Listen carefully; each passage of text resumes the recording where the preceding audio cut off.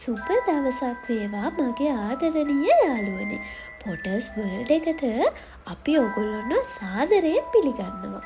අද අපි කියන්න යන්නේ අතුරුදහන් වෙන වීදුරුව දෙවෙනි කොටස. කලින් කොටස පොඩ්ඩක් මතක් කළොත් අද තමයි ඩඩ්ලිගේ බර්ත්ඩේ එක.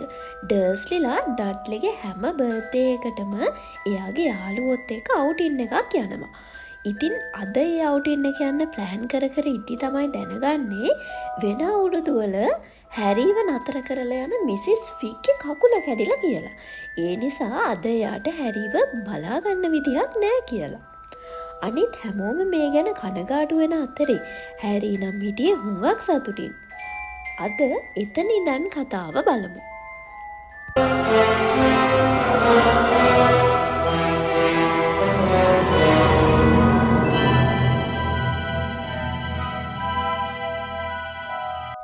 අපි පොඩ්ඩක් මර්ජ්ට කතා කරලා බලමුද? අංකල් වර්නන් ඇහුවා. පිස්සු කතා කරන්න එපා වර්නන්. මර්ජ්ට හැරීව පේන්න බෑ. පෙටූනිය කිව්වා. හැම වෙලේම වගේ ඩර්ස්ලිලා හැරී ගැන කතා කළේ මෙහෙම තමයි. හරියට හැරී එතන නෑ වගේ. නැත්තම් ඩර්ස්ලිලා හිතනවා ඇති හැරී එයාලා කියන කිසිම දෙයක් තේරුම් ගන්න බැරි ගුඩු බෙල්ලෙක් කියලා. එහෙනම් අර ඔයාගේ යාළුවා කවුද මේ ඉවෝන් නේද? එයා නිවාඩුව ගත කරන්න ගිහිල්ලා. ආන්ටි පෙටූනිය කිව්වා. මට තනියම ගෙදර ඉන්න පුළුවන්. හැරී ආසාවෙන් කිව්වා. මොකද එහෙම වුණා නම් හැරී කැමති දෙයක් ටීවී එකේ දාගෙන බලන්න පුළුවන් වගේම ඩඩ්ලිගේ කම්පියුටර් එක උනත් ටිකක් යූස් කරන්න පුළුවන්නේ. ආන්ටි පෙටූනියගේ මූණ හරියට ලෙමන් ගෙඩියක් හැපුණා වගේ ඇඹුල් වෙලා ගියා. ආපහු එති මුළු ගෙදරම නටඹුන් වෙලා තියෙනවා දකින්නද? පෙටූනිය ඇහුවා. මම මොකටද එහෙම කරන්නේ? හැරී කිව්වා. ඒත් ඒගොල්ලෝ ඒ කිසිම දෙයක් ඇහුවේ නැහැ. ඔන්න ඔහේ අපි ආව සූ එකට එක්කන් යමු නේද? ඊට පස්සේ කායකේ ඉන්න කියමු. ආන්ටි පෙටූනියා හෙමින් කිව්වා. අපේ අලුත් කායක. එයාට තනියම මේකේ ඉන්න දෙන්න බෑ. ඩඩ්ලි හයියෙන් නඩන්න පටන් ගත්තා. එයා අවුරුදු ගානකින් ඇත්තටම අඬලා නෑ. මොකද එයා දන්නවා එයා මූණැඹුල් කරගත්ත ගමන්ම ආන්ටි පෙටූනියා ඕනිම දෙයක් එයාට දෙනවා කියලා. අනේ මගේ චූටි පැටියා අඬන්න එපා. මම ඔයාගේ බර්ත්ඩේ එක කොහොමඩවත් සවුත්තු වෙන්න ඉඩ දෙන්නේ නෑ. ආන්ටි පෙටූනියා ඩඩ්ලිව බදාගෙන කිව්වා. එයා අපිත් එක්ක යන්න බෑ. ඩඩ්ලි කිබින්දා. එයා හැමදේම අවුල් කරනවා.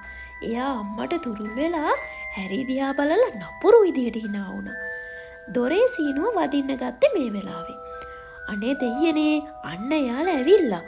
ආන්ටි පෙටූනියා කිව්වා.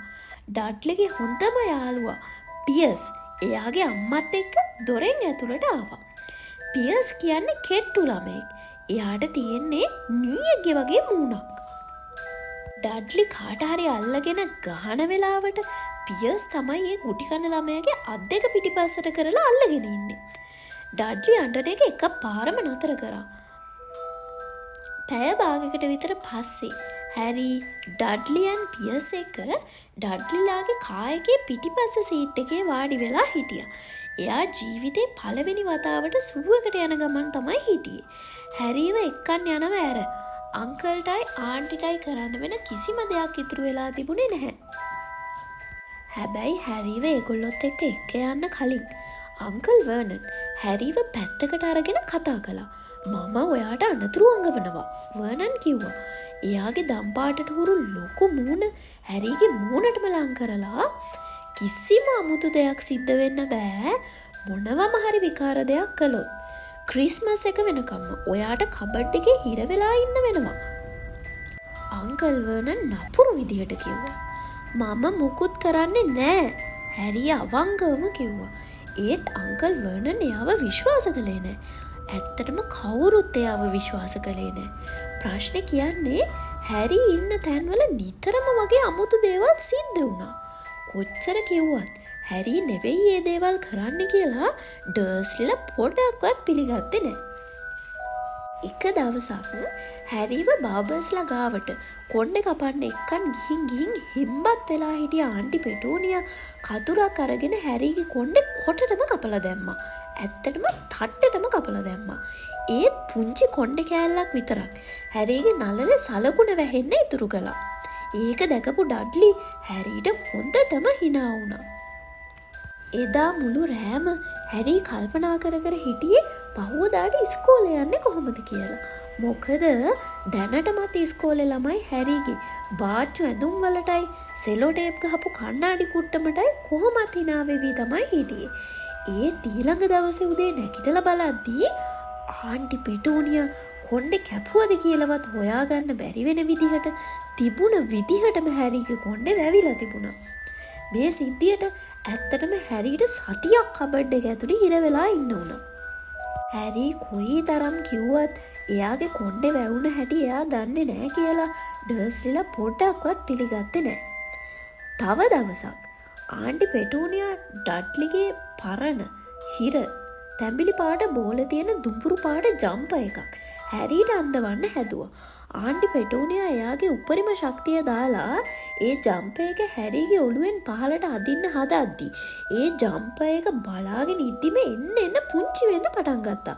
කොච්චර පුංචි වෙන්න ගත්තද කිව්වොත් අන්තිමේට ඒක පුංචි පපට් එකකට අඳන්න පුළුවන් තරමටම පුංචි වුණා. හොඳ වෙලාවට ආන්ටි පෙටෝනියා හිතුවේ හොදද්දි ඒක ඇකිලිලා කියලා. ඒ නිසා යන්තම් ඒ පාරනම් හැරීට පනිෂ්මන්ට් එකක් හම්බුනේ නැහැ. තවත් එක දවසක් ඉස්කෝලේ ඉද්දි ඩඩ්ලි එයාගේ යාළුවෝයි හැරීට කරදර කරන්න පස්සෙන් පන්නද්දී හැරී එක පාරම ඉස්කෝලේ කිචන් එකේ චිමිනියක උඩින් මතු වුණා. හැරීටත් හිතා ගන්න බෑ එයා කොහොමද ඒ කුටට ගියේ කියලා. එයා හිතුවේ ලොකු හුළඟකට එයාව ගහගෙනවත් ගියාද කියලා. ඒත් ඉස්කෝලේ හෙඩ් මිස්ට්‍රස් ඩර්ස්ලිලාට ගොඩක් තරහින් ලියුමක් එවලා තිබුණේ හැරී ඉස්කෝලේ බිල්ඩින්ග්ස් උඩ නගිනවා කියලා. ඒත් ඇත්තටම හැරී දන්නේ නැහැ ඒක උනේ කොහොමද කියලාවත්. ඒ පාරත් අංකල් වර්නන් හැරිව කබඩ් එක ඇතුළට දාලා වහලා දැම්මා. හැරී කබඩ් එක ඇතුළේ ඉඳන් කෑ ගහලා කිව්වේ එයා ඩඩ්ලිගෙන් බේරෙන්න ඉස්කෝලේ කිචන් එකේ දොර පිටිපස්සේ තියෙන ලොකු ඩස්බින් එක පිටිපස්සේ හැංගුණා විතරයි කියලා. ඒත් අද නම් හොඳට පරිස්සම් වෙන්න ඕනේ. කිසිම දෙයක් වෙන්නේ නැති වෙන්න හැරී හිතුවා. මොකද ඉස්කෝලේ ගෙදර කබඩ් එකයි මිසිස් ෆික්ගේ ගුවගඳ ගහන ගෙදරයි ඇරුණම ඩඩ්ලි පියස් එක්ක හරි කමක් නෑ. මෙහෙම හරි එළියට යන්න ලැබුණ එක ඇත්තටම ලොකු දෙයක්. යන අතරමඟදී දිගටම අංකල් වර්නන් ආන්ටි පෙටෝනියා එක එක දේවල් වලට කම්ප්ලේන් කර කර ගියා. එයාගේ හැටි එහෙම තමයි. එයා හැම වෙලේම එක දේවල් ගැන කම්ප්ලේන් කරා. වැඩපලේ මිනිස්සු ගැන, හැරී ගැන, කවුන්සිල් එක ගැන, ආයෙත් හැරී ගැන, බැංකුව ගැන, ආයෙමත් හැරී ගැන. ඕවා තමයි එයාගේ ආසම ටොපික්ස් උනේ. ඒත් අද උදේ අංකල් වර්නන් බනින්න පටන් ගත්තේ මෝටර් බයික්ස් වලට. ගොරවගෙන යනවා හරියට පිස්සෝ වගේ. එයාව පහු කරගෙන ගිය මෝටර් බයික් එකක් දිහා බලලා අංකල් වර්නන් කිව්වා, මම මෝටර් බයික් එකක් ඊයේ රෑ හීනෙන් දැක්කා. හැරීට එකපාරම මතක් වෙලා කිව්වා, ඒක පියාඹන මෝටර් බයික් එකක්. අංකල් වර්නන් තව පොඩෙන් ඉස්සරහින් ආපු වාහනේ හැප්පෙන්නත් ගියා. එයා එක පාරටම පිටිපස්සේ හිටිය හැරී දිහා තරහෙන් බැලුවා. ඒ මූණ හරියට රැවුලක් තියෙන යෝධ බීට්රූට් අලයක් වගේ රතු වෙලා. මෝටර් බයික්ස් පියාඹන්නේ නෑ. ඩඩ්ලි පියසුයි අංකල් කියපු ඒ කතාවට hina වුණා. මම දන්නවා මෝටර් බයික් පියාඹන්නේ නෑ කියලා. හැරී කිව්වා. ඒක මේ හීනයක් විතරයි. පස්සේ හැරීටම හිතුණා ඒක නොකිය ඉන්න තිබුණා කියලා. මොකද ප්‍රශ්න අහනවටත් වඩා ඩර්ස්ලිලා අකමැති දෙයක් තියෙනවා නම් ඒ තමයි අසාමාන්‍ය දේවල් ගැන කතා කරන එක. ඒක මේ කාටුන් එකක්ද හීනයක්ද ඩර්ස්ලිලාට අදාළම නෑ. එයාලා හිතන්නේ ඒවා මහා භයානක දේවල් කියලා. අද හොඳින් අවුව පායපු සෙනසුරාදා දවසක්. ඒ වගේම සූ එක පුංචි ළමයින්ගෙනුයි ඒගොල්ලොන්ගේ අම්මලා තාත්තලාගෙනුයි පිරීලා තිබුණා. එන්ට්‍රන්ස් එකේ විකුණන්න තිබ්බ ලොකු චොක්ලට් අයිස්ක්‍රීම් දෙකක් ඩඩ්ලියන් පියස්ට අංකල් වර්නන් අරගෙන දුන්නා. අයිස්ක්‍රීම් විකුණන්න හිටපු ගෑනු කෙනා hina වෙලා හැරීගෙන් ඔයාට මොන જાතියෙන් දෝනි කියලා අහපු නිසාම අංකල් ඩර්ස්ලිට හැරීටත් අයිස්ක්‍රීම් එකක් අරන් දෙන්න සිද්ධ වුණා. ඉතින් එයා ලාභම ලාභ ලෙමන් පොප්සිකල් එකක් හැරීට අරගෙන දුන්නා.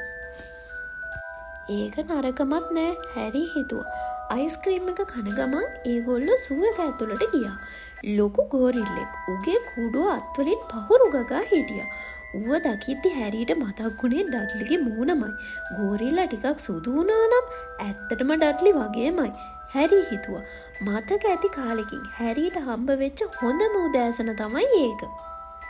ඒත් ලන්ච් ටයිම් එක වෙද්දි නම් ඩඩ්ලිටයි පියර්ස්ටයි සත්තු බලන එක ටිකක් කම්මැලි වෙලා තිබුණා.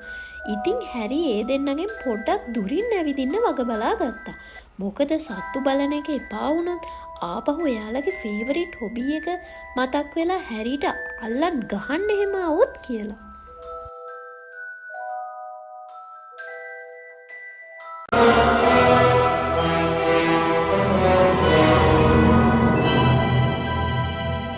වන වීදුරුව දෙවෙනි කොටස මෙතනින් ඉවර වෙනවා. ඔයාලට හිතෙනවා නම් අපේ ඔඩියෝ බුක්ස් ටිකටම අහන්න ඕන කියලා අපේ channel එක subscribe කරන්න වගේම අපේ වීඩියෝස් වලට like කරන්නත් අමතක කරන්න එපා.